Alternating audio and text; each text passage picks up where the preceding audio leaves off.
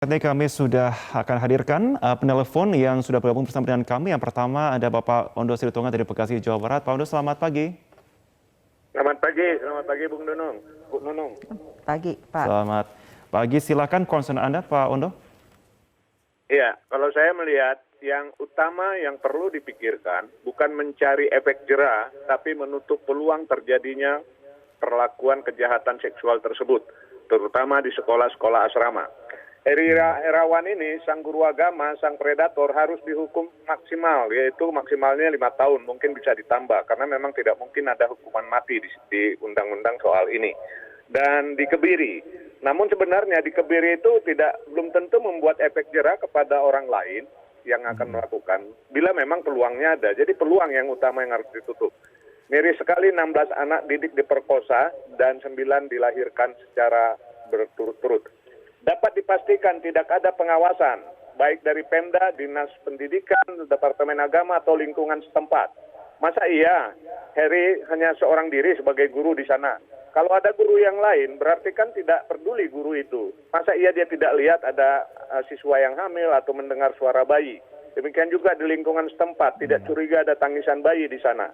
Saya bertanya, doktrin apa yang membuat semua anak-anak didik oleh Heri ini diam dan kompak diam?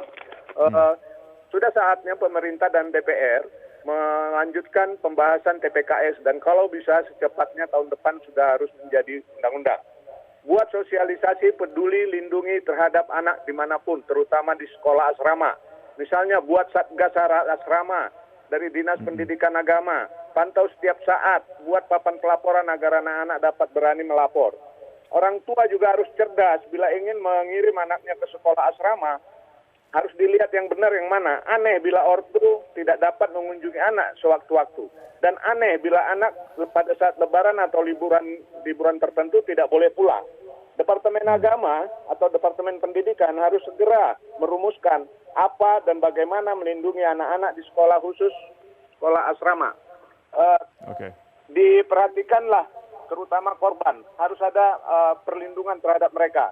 Dan harus diberikan kesempatan sekolah kembali, karena saya dengar ada sekolah yang melakukan penolakan terhadap mereka.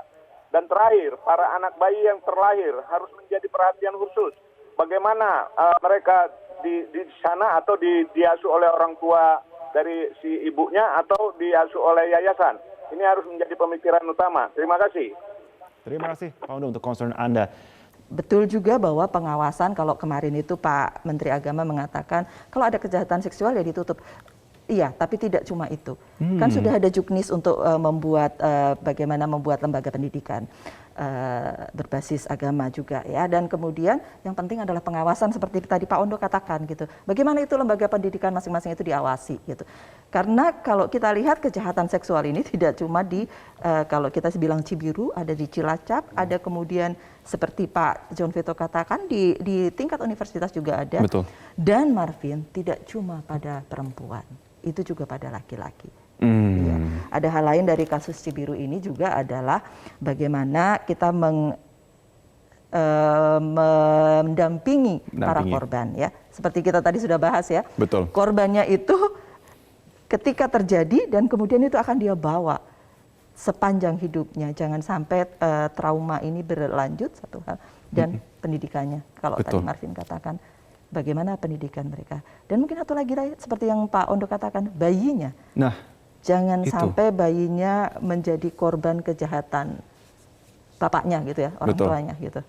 Dan jangan divonis, dia harus mendapatkan kehidupan yang layak juga. Baik.